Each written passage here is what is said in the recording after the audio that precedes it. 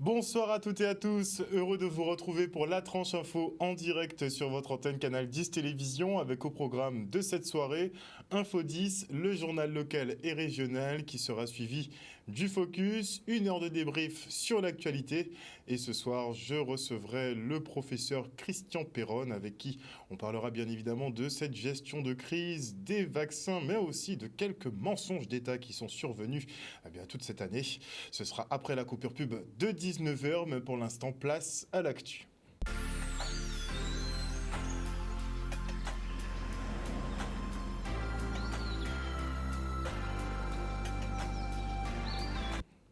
Nous sommes le mercredi 19 janvier 2022, jour où Boris Johnson a annoncé à la population d'Angleterre qu'il allait mettre fin à toutes les restrictions d'ici le 26 janvier.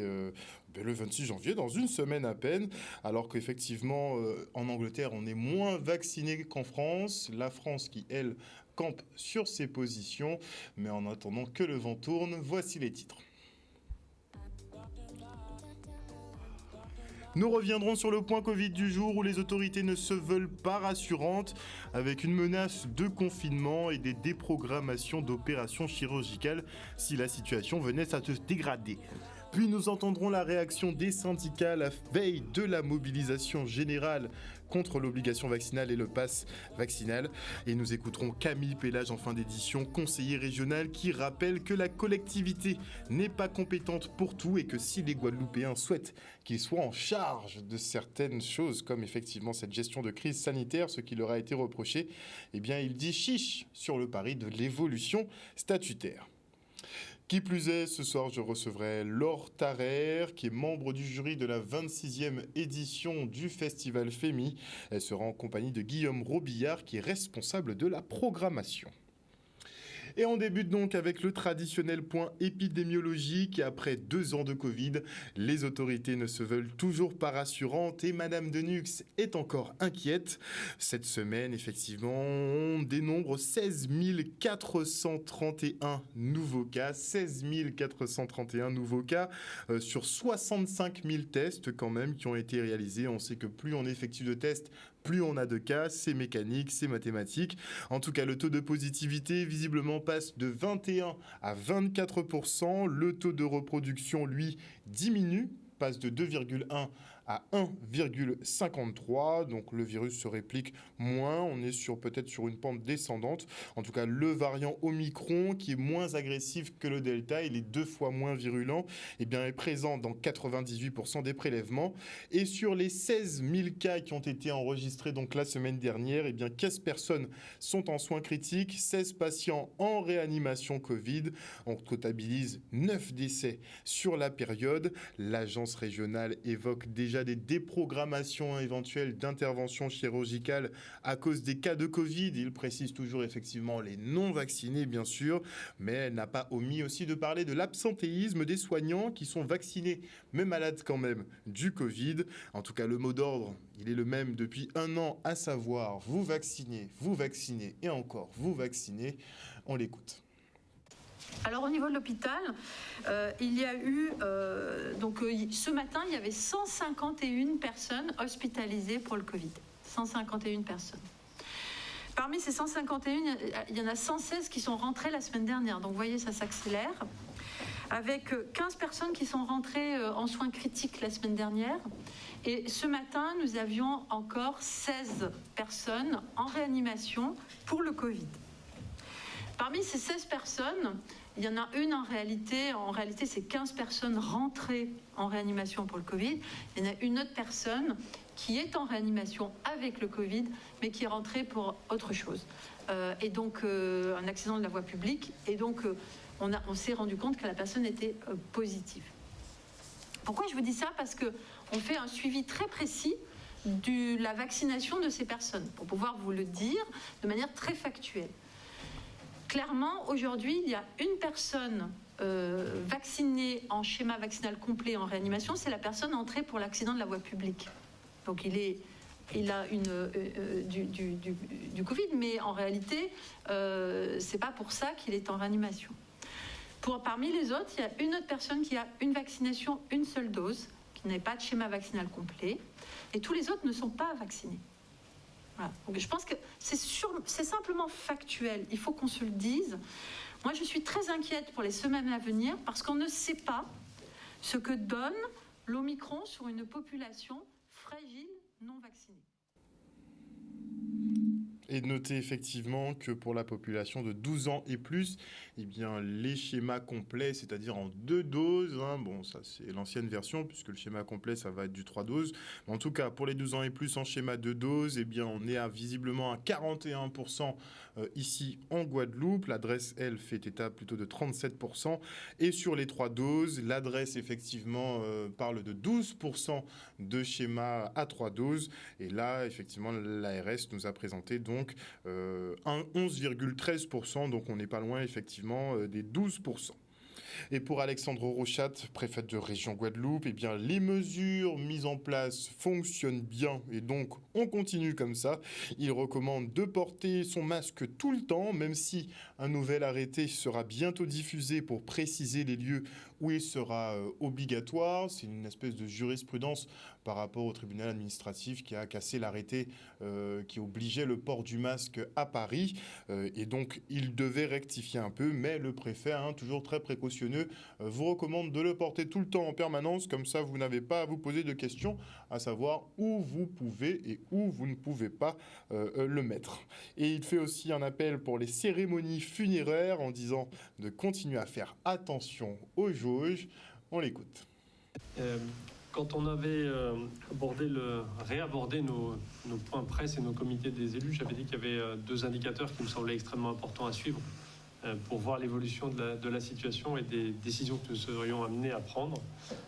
Parce que le taux d'incidence montrait déjà qu'on était sur des taux très, très, très élevés, notamment du fait du nombre de tests. Ces 2 taux, c'était c'est toujours d'ailleurs, le taux de positivité et la pression à l'hôpital. Si les chiffres continuent à augmenter sur le nombre global de gens qui sont contaminés, sur le taux de positivité, on s'aperçoit quand même que cette semaine, on a une tendance, comme l'a dit Mme la directrice générale, à la décélération, c'est-à-dire qu'on a une augmentation qui est plus faible que celle qu'on a connue dans les semaines précédentes. Je n'y vois pas encore un signe d'encouragement, j'y vois juste peut-être la possibilité que nous atteignions un plateau en termes de contamination, ce qui en soi serait un point positif, puisqu'un plateau, soit ça continue à augmenter, et auquel cas il faut prendre d'autres décisions, soit c'est le signal que nous sommes arrivés au sommet et que nous pouvons commencer à imaginer la descente. Tout ça pour vous dire que nous sommes dans une situation là où, pour l'instant, il y a une incertitude assez forte sur la suite de la contamination et sur la suite de l'épidémie et de la 5e vague. Le taux de reproduction du virus est redescendu à 1,5. Alors, il est redescendu parce qu'il était monté très élevé, il était au-dessus de 2. Aujourd'hui, il est à 1,5. Ça veut dire que quand vous avez une personne contaminée, vous avez une personne et demie en plus qui va être contaminée. C'est-à-dire que quand vous avez 2 personnes contaminées, vous en aurez 6 qui seront contaminées à l'issue. Donc, c'est-à-dire qu'il y a toujours une augmentation, il y a toujours une accélération. En revanche, cette accélération, elle est plus faible. Et donc, ça milite pour dire que les mesures que nous avons prises, a priori, fonctionnent. Moi, je veux continuer à garder cette idée en tête en disant que les mesures que nous avons mises en place et la façon dont elles sont appliquées, et je vais y revenir, fonctionnent aujourd'hui et que nous n'avons pas à basculer dans un régime administratif de mesures de freinage qui serait beaucoup plus strict et beaucoup plus compliqué à mettre en œuvre et plus compliqué à vivre. Vous le savez que, et je l'ai déjà dit, l'étape suivante, si nous n'arrivons pas à juguler cette 5e vague, ça sera évidemment des mesures de confinement. Et ces mesures de confinement, personne n'a envie d'y aller concrètement. Et donc je pense que Et demain, jeudi 20 janvier, les syndicats et collectifs anti-pass vaccinal et obligations vaccinales passent à l'offensive. Une date symbolique qui fait écho au 20 janvier 2009, jour de lancement du lionnage contre profitation. Et après 5 mois de mobilisation, puisqu'ils ont commencé leur manifestation depuis juillet dernier, les manifestants restent déterminés à faire plier les autorités sur des mesures plus politiques que sanitaires. On écoute Maïté Hubert Mtoumo, secrétaire général de l'UGTG. Nous choisissons date là et nous dit comme ça que date là, ça étant donné qu'elle a représenté pour nous effectivement début à combat que nous menons en 2009. Donc nous choisissons date là ça pour nous payer, lancer en mobilisation générale en tout pays là.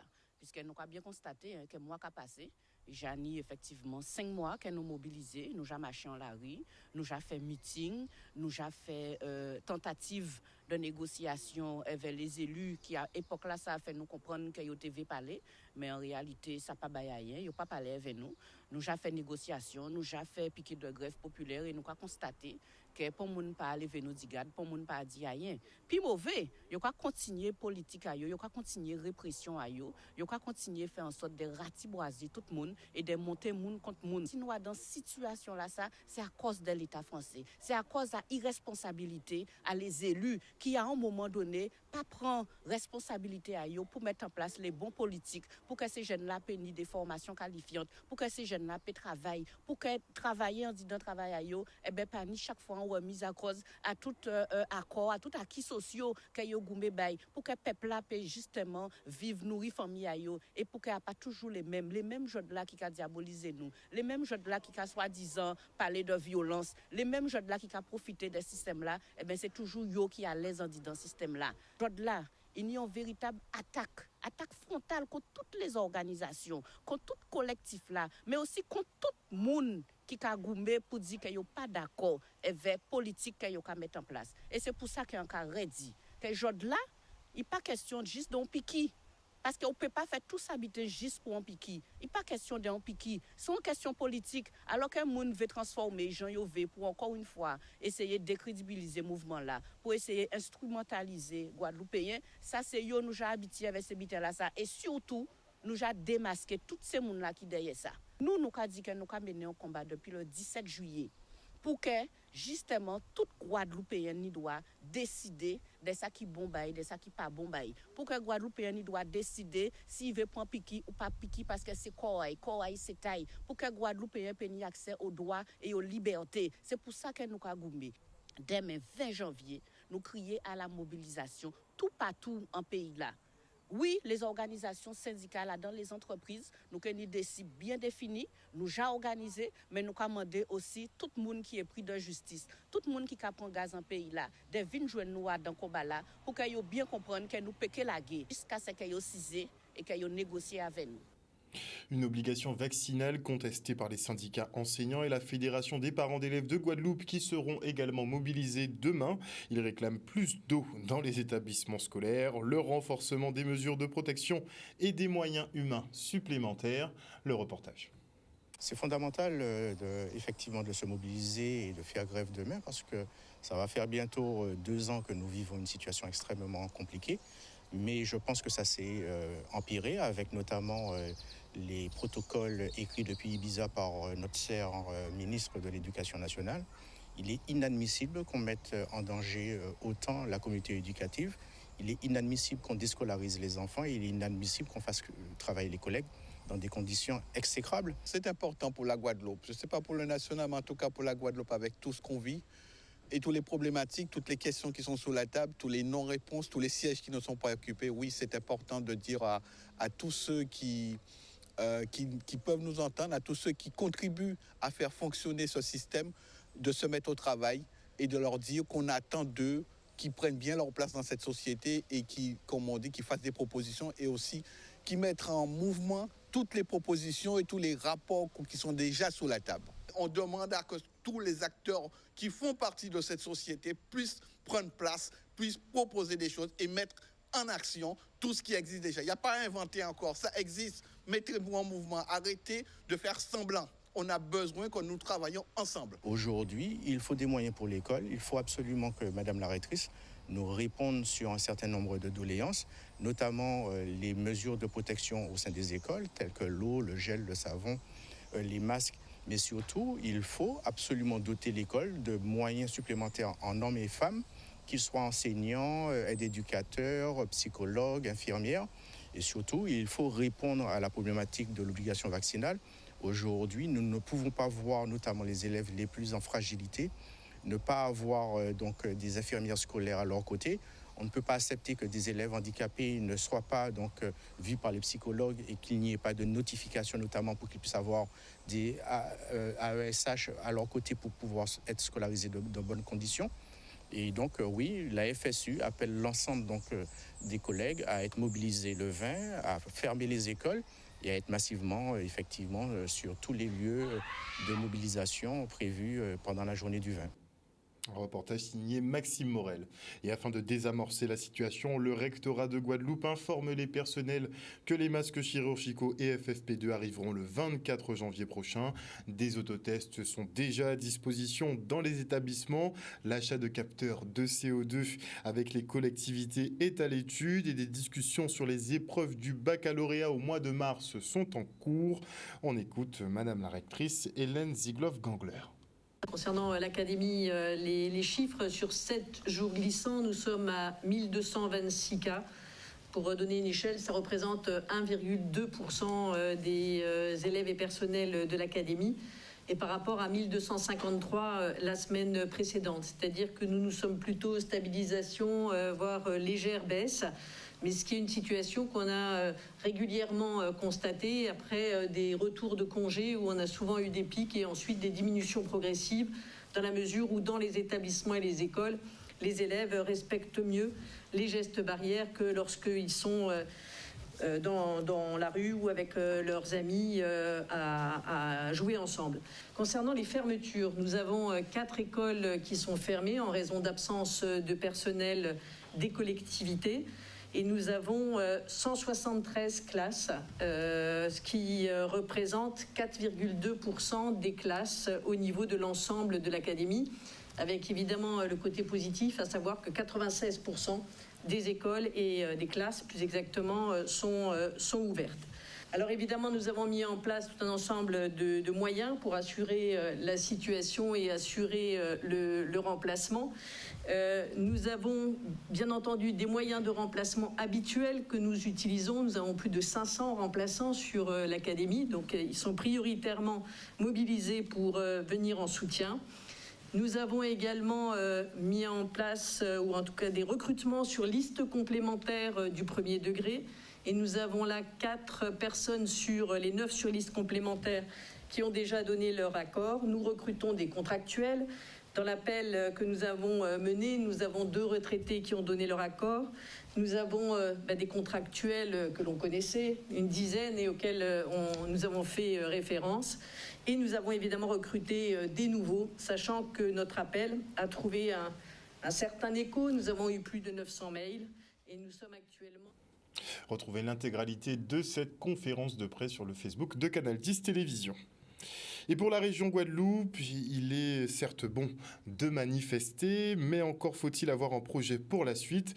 La collectivité serait injustement accusée de ne pas intervenir alors que certaines problématiques dépassent son champ de compétences. Pour le conseiller régional Camille Pélage, si les Guadeloupéens veulent que les élus locaux soient décisionnaires, il faut passer le cap et changer de statut. À ça, il dit chiche. On écoute ce reportage de Stanley Manicor. Mettons un peu aussi chacun de nôtre pour construire. C'est pas simplement se dire ouais ça va pas, oui, mais et après on fait quoi? Donc maintenant, oui ça va pas, nous proposons, mais dans le cadre qui est le nôtre. Et je rappelle que nous sommes aussi de ceux qui disent faites attention, le cadre que nous impose aujourd'hui le statut de la Guadeloupe, il est limité. Et la solution et la clé est dans le Guadeloupéen lui-même. Est-ce qu'il veut qu'on dépasse ce cadre-là? Tant qu'il nous dit que non, on va faire avec ce cadre-là, mais avec les compétences qui sont les nôtres. On ne peut pas non plus nous accuser de choses qui ne sont pas de nos compétences. Et ça, il faut l'entendre. Il faut l'entendre, et tout le reste, pour moi, c'est de la démagogie. Le Guadeloupéen nous dit, voilà le cadre dans lequel vous devez agir, nous agissons. Nous agissons. Après, il faut des partenaires que sont l'État, il faut d'autres partenaires que l'Europe, etc. Parce que c'est le cadre qui le veut. Si on veut aller plus loin, moi je suis le premier à dire, personnellement je suis prêt à aller plus loin, je suis prêt à dire que oui, dépassons ce cadre-là puisqu'il nous limite, dépassons ce cadre-là parce que vous voulez visiblement que nous puissions nous préoccuper de sujets différents.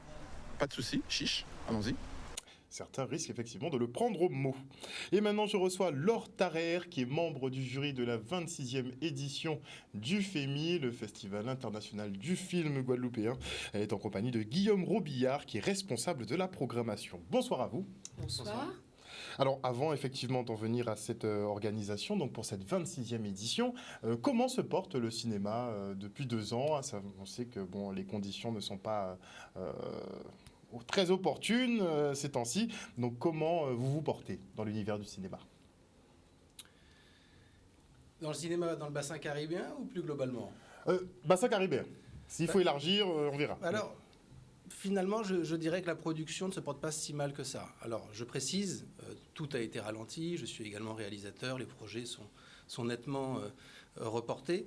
Mais finalement, quand on regarde l'ensemble des films qu'on a reçus, que ce soit en particulier en court-métrage ou en documentaire, et même en long-métrage, pour cette édition du FEMI, on se rend compte que la production continue d'œuvrer, j'ai envie de dire, d'exister. Donc c'est juste un frein, le Covid a juste mis un frein, mais sinon l'industrie peut continuer à tourner. Pour le moment, elle continue à tourner. Mais on voit bien que les conditions, tant au niveau local qu'au niveau international, sont en train de changer. En particulier, le surdéveloppement de tout ce qui est justement projection en ligne sur les plateformes, ce qui est le format qu'on a choisi pour cette 26e édition du FEMI, puisque du 22 au 29 janvier, toutes les projections de films se feront en ligne sur la plateforme Cinédile Caribbean VOD, avec, il est vrai, une seconde partie en présentiel du 23 au 26 février, avec donc des séances en salle et quelques rencontres, j'ai envie de dire, en présentiel, comme il se dit maintenant, entre professionnels. Mais c'est vrai qu'on voit que les conditions changent. En tout cas, il y a encore à ce jour de la production. Est-ce qu'on aura de la grosse compétition quand même cette année? Alors, je ne sais pas si on aura de la grosse compétition, mais apparemment, effectivement, les films, la liste est quand même assez fournie, n'est-ce pas, Guillaume? On a une très belle liste, que ce soit pour les courts-métrages, le documentaire ou les longs-métrages. Alors, j'espère qu'effectivement, cette année, nous aurons encore une très belle édition. Est-ce que les réalisations ne seront pas trop tournées Covid? Est-ce que vous avez regardé un peu? Alors, en tant que membre du jury, pour l'instant, moi, je n'ai pas encore pu visualiser les films. Je n'ai vu que des titres, mais d'après les titres, je ne sais pas. Je ne vais pas m'avancer, mais je n'ai pas eu le sentiment que ce ne soit uniquement que cela. Monsieur Robillard, peut-être, pourrait nous en dire quelque chose, mais en tant que membre du jury, pour l'instant, je n'ai pas encore visualisé les films. Très bien. Alors, Monsieur Robillard? Dans la mesure où j'ai, donc, à la différence de Madame Tarrer, eu l'occasion de visionner les films, non, il y a finalement assez peu cette question du Covid qui est abordée. Et on a au total dans la sélection officielle, donc les films qui concourent pour différents prix, 42 films cette année, dans 5 sections différentes, et qui concourent pour différents prix, dont un nouveau prix qui marque cette 26e édition, qui est le prix du meilleur scénario, qu'on appelle le prix aux anges Silou Kiefer, en référence à cette fameuse historienne du cinéma entier, qui a beaucoup œuvré pour le développement scénaristique et plus largement audiovisuel et cinématographique des Outre-mer. Alors comment le jury va-t-il départager justement toutes ces réalisations? Eh bien, écoutez, je pense que tout d'abord, une fois que nous aurons visualisé ces films... je pense que M. Robillard a déjà sa petite liste et ses préférences, je pense. Je pense simplement que nous aurons autour de discussions, mais je pense que nous allons nous mettre d'accord assez rapidement sur certaines choses. Je pense que ça va se passer très correctement. Voilà, autour de discussions, chacun sans doute sa sensibilité, mais sans doute nous serons d'accord sur l'essentiel. Mais je pense que ça fonctionnera aussi au coup de cœur, en espérant que nous serons d'accord sur certaines choses. Est-ce qu'il n'y a pas des petites productions guadeloupéennes, justement, dans les coups de cœur? Alors, les coups de cœur ne peuvent pas me concerner en tant que responsable de programmation. Dommage. C'est aux membres du jury de statuer. Les décisions du jury sont tout à fait indépendantes et irrévocables. Mais il y a une production du bassin Antilles-Guyane qui est très intéressante. Et le festival continue son ancrage dans l'espace caribéen, donc bien par la sélection des films et par le fait qu'en plus de la Caraïbe insulaire et continentale, qui est le cœur, j'ai envie de dire, de la préoccupation du FEMI depuis plusieurs éditions, on a étendu la zone géographique concernée pour les films en compétition officielle au sud des États-Unis, au reste de l'Amérique latine. On était déjà depuis 2018 du côté de l'Afrique francophone pour établir des liens, évidemment, avec le continent africain. Et on a étendu encore plus loin du côté de l'océan Indien. Et donc cette grande zone du monde-là est marquée par une cohésion liée au fait que toutes ces régions très hétérogènes sont concernées par les histoires de la traite négrière et de l'esclavage. Est-ce qu'on ne va pas vers la colonisation, Et de la colonisation, bien entendu. Est-ce qu'on ne va pas vers une ouverture, justement, de ce festival vraiment à l'international, mais au complet? Alors, Puisque vu qu'on est déjà quasiment partout, pourquoi ne pas l'élargir oui, c'est une très bonne question. Allez-y. Oui, c'est une très bonne question. Alors effectivement, avec cette extension de la zone géographique de la sélection officielle, on va plus à large. Mais il y a depuis de nombreuses années au FEMI, des sections parallèles comme Regard sur l'international ou Carte blanche sur un festival en particulier. Cette année, c'est le festival Semaine du cinéma, dont la première édition a eu lieu du côté du continent africain, justement, au Cameroun, et la prochaine édition au Niger. Donc oui, effectivement, cette forme d'ouverture, Donc on sera à la base d'un festival qui sera très probablement internationalement reconnu dans les années qui viennent. Oui, d'autant plus qu'il me semble qu'on peut dire que c'est déjà le cas depuis Absolument. plusieurs années. Mais surtout, je pense que quand même, le fait de donner aussi un peu plus de visibilité à nos réalisateurs, c'est aussi important. Parce que c'est vrai que l'international, c'est bien, c'est très bien, de toute façon, vu la qualité de ce qui est produit. Mais je me dis qu'ici, quand même, il y a beaucoup de gens qui font un travail qui peut-être ne sont pas suffisamment connus et qui méritent d'être vraiment mis en lumière. Voilà. Donc, un ancrage local, caribéen. Certes, de toute façon, la Caraïbe, c'est l'ouverture. Mais c'est ça, puisque la Caraïbe, forcément, on a des connexions. La Caraïbe, comme dirait donc Glissant, c'est cette espèce de rencontre, c'est ce tout monde. Mais je me dis qu'il y a quand même, au niveau local, des gens qui font un travail très intéressant et qui ont besoin de cette visibilité. Et je pense que le FEMI permet cela aussi. Très bien. Alors je me permets de rebondir sur cette remarque. L'ancrage caribéen, cette année, le pays à l'honneur, c'est Haïti. Notre marraine de cette édition, c'est Jessica Généus, cette jeune réalisatrice du film Freda, qui a été au Festival de Cannes, qui a pu concourir pour les Oscars, ce qui n'est quand même pas rien, bien entendu. Et pour la première fois cette année, le FEMI a décidé que chaque année, il y aurait un invité ou une invitée d'honneur qu'on récompense pour son travail dans le sens du développement des cinémas caribéens. Et cette année, on commence avec Monsieur Christian Lara, qui est père du cinéma antillais, je le rappelle. Donc, ancrage caribéen, avec, dans le même temps, cette extension de la zone géographique de la compétition officielle. Et puis, comme dit, ces sections parallèles qui vont un petit peu partout. On a une section qui s'appelle également Femmes dans le monde, pour revenir, pour respecter, continuer cet ancrage, cet ADN historique du FEMI, puisque je rappelle qu'au départ, c'était un festival de films sur les femmes, un festival pour les femmes, à la base.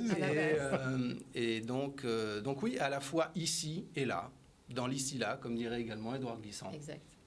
Est-ce qu'on pourrait réavoir justement une idée de la programmation, puisqu'on pourra avoir justement les films en VOD, visiblement. Il y aura une partie à distance, une partie en présentiel, on va dire, entre guillemets. Est-ce qu'on peut avoir la programmation avant de se quitter ? Oui, alors pour dire les choses rapidement, on a 42 films dans 5 sections différentes, long métrage, documentaire, documentaire court, court métrage et court métrage d'animation, avec 5 prix associés. Pour connaître toute cette programmation, il suffit d'aller sur le site du festival, femifestival.com, et l'ensemble de ces films en compétition officielle seront donc visibles sur la plateforme Cinédile Caribbean VOD du 22 au 29 janvier. Pour précision, ce sont des lots de films. Chaque jour, il y a un lot de films qui est proposé et non pas un seul. Et pour un ticket à hauteur de 5 €, on peut visionner ce lot de films tout au long de la journée. Pour 5 €, on a tout le lot. Pour 5 €, on a le lot de films, la programmation qui est faite pour la journée, enfin par lot de films donc, et 25 € pour l'intégralité de la sélection, qu'elle soit officielle ou qu'elle soit en section parallèle du FEMI.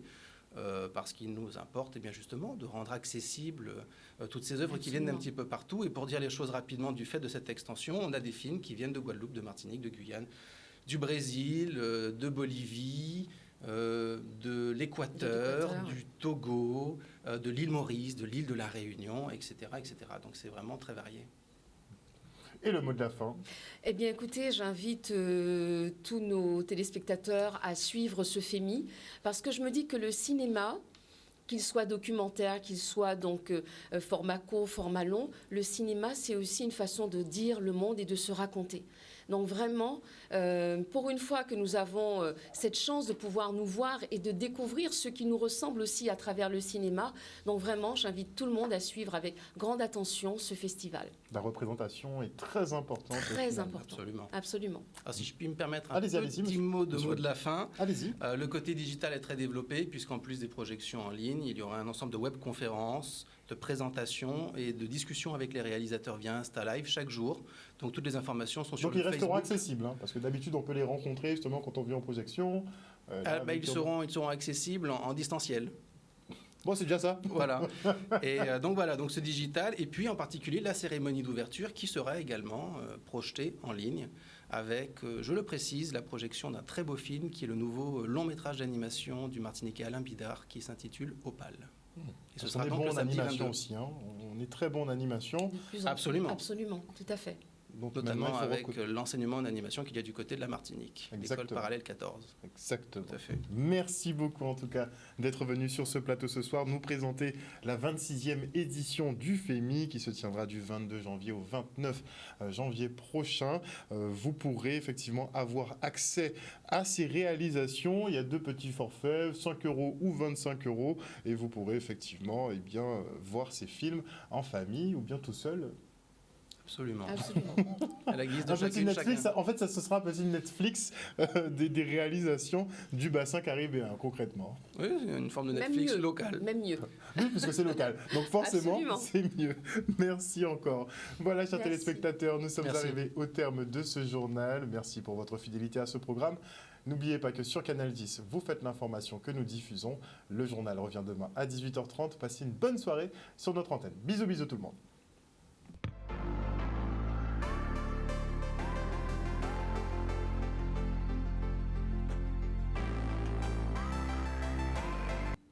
À venir dans la tranche info sur Canal 10, le Focus. Et ce soir, comme je vous l'annonçais, je reçois le professeur Christian Perron. Ce sera après la coupure pub. Et avant cela, je dis bonsoir à Grande Gueule, bonsoir à Eluxa Mathieu, bonsoir à Kitoun Cyprien, à Josélita Jérémy, bonsoir à Yvonne Dacour, bonsoir à Lydie Ratier, à Joyce Gabo, bonsoir également à Mouton Lucide, à Sissoko Bidia, à Suzy Bibi, bonsoir à Cathy Cat, à Boutella Clément, à Kitoun Cyprien, à Georgie Thibert, bonsoir à Moïse Tézénas, bonsoir à Agathe Vespus, à Odia Villeroy, à Dominique Sénoage, bonsoir également à Rodrigue Christophe. Bon, vous êtes trop nombreux là, ça défile de ouf. Donc bonsoir à tout le monde, tous ceux qui nous suivent sur les réseaux et sur l'antenne de Canal 10. On se retrouve après la coupure pub pour une édition spéciale. À tout de suite.